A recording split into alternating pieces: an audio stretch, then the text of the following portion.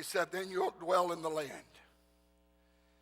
that I gave your fathers, and you shall be my people, and I will be your God. How does this happen? When you pray, like he said, pray, our Father, who art in heaven, hallowed be thy name. Thy kingdom come, thy will be done. I will, thy will, you getting it? I will be done. Thy will be done on earth as it is in heaven. Give us this day. Y'all with me? If I hallow his name, he starts giving me those things that he said. I will give you the daily bread. I got it. I will deliver you from all your uncleanness, and I will call for grain and multiply. He said, I will call for grain and I will multiply it, that you will not have famine.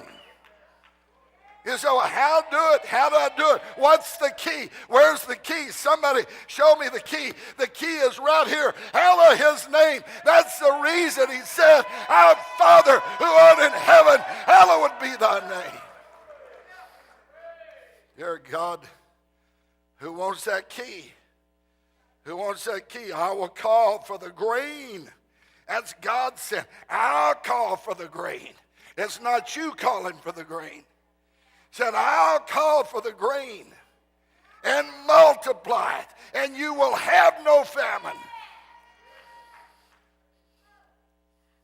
I'd like to tell you that's all there is to this, but it's not. He said, I will multiply the fruit of your trees and the increase of your fields, so that you need never again bear the reproach of famine among the nations. Now, is that just for, the Jewish people? No, ma'am. That's not just for the Jewish people. You know who that's for?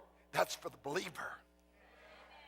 That's for that person that'll get in line with Abraham, that will stagger not at the promise of God. This is the word of promise and hope and encouragement we need in this hour. This is what the book says. I'm either going to doubt my doubts and believe my beliefs, or I'm just going to submit to the spirit of this world and say, close the book in the face of God. I don't believe it anymore. That's what he said. Then you will remember your evil ways and your deeds that were not good. And you will, listen, you will loathe yourselves in your own sight for your iniquities and your abominations. I'm going to tell you, I went into that secret place when I was 19 years old. And I didn't know what was waiting on me in that secret place. But when I got down on my knees in that secret place, I began to loathe myself. Some of you have never got into that secret place and loathed yourself. You still give yourself excuses. You still remember the abomination of the past and you're drawn to it. Listen to what he said. You will loathe yourself in your own sight.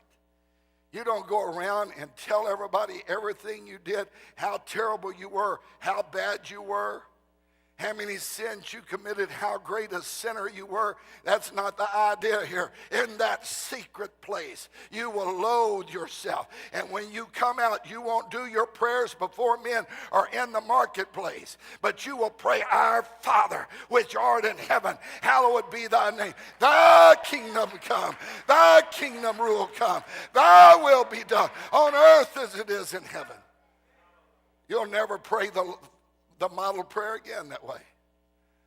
You'll never pray it again without remembering why God's Son put it in the book in the first place. This is what he said.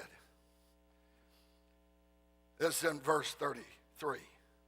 Thus says the Lord God, on the day that I cleanse you from all your iniquities, I will also enable you to dwell in the cities, and ruin shall be rebuilt. How many of you can figure that out without me explaining it to you? All of the stuff that you have destroyed, all of the things, all of the hopes, all of the dreams that were inside of you. All of a sudden, he said, I'm going to place you back in that populous place. And all of a sudden, you're going to become a rebuilder. You're going to begin to do those things that you'd always dreamed that you could do. The desolate land shall be tilled instead of lying desolate in the sight of all who pass by. So they will say, this land that was desolate has become like a garden, the Garden of Eden. I'm telling you, folks, this is why he said, when you pray, pray, Our Father, who art in heaven, hallowed be thy name. Because they didn't hallow his name, they lost the privilege of being his light and his example. And when we don't hallow his name, we lose that privilege as well. And it said, then the nations which are left all around you shall know that I, the Lord, have rebuilt the ruined places and planted what was desolate. I, the Lord, have spoken it, and I will do it. I've got an I will do it God working for me right now, because I've spent my life hallowing his name in the midst of my life, in my family. He said, thus says the Lord God, I will also let the house of Israel inquire of me to do this for them. I will increase their men like a flock offered as holy sacrifice, like a flock at Jerusalem on its feast day. So shall the ruined cities be filled with flocks of men. Then they shall know that I am the Lord.